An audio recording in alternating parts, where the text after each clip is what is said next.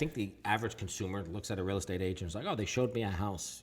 This doesn't look difficult. And yet what they don't see is the countless hours of research and time invested Yes. in understanding the nuances of a market, from school districts to traffic patterns that buyers or consumers are going to be navigating. It's a lot of work. That is true, because if you just look at it as, I'm just going to sell this house, you're never going to grow your business. Right. So it's like any other profession, you have to study. Yes. So you have to study what you're selling. What am I selling? Who am I selling it to? Who are the buyers? What are the demographics? What's needed here? Where else could I bring someone? It's all studying. Yes. So for me, there's really no downtime. Yeah. I start at 7.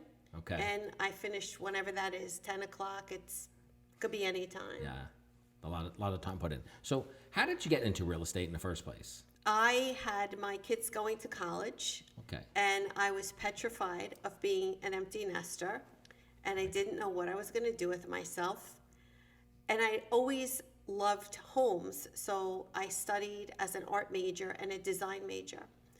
And I knew that I loved houses and I liked looking at houses. And like everyone else, I love looking at house magazines.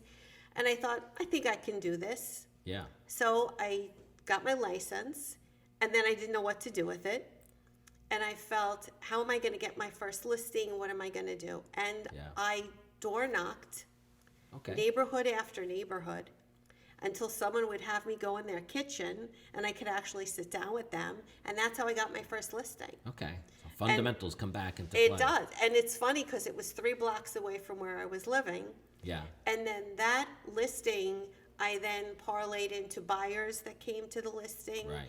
And then people in the neighborhood knew, oh, she did a really nice job. And then from there, I got more It work. started to grow. Yeah. I'm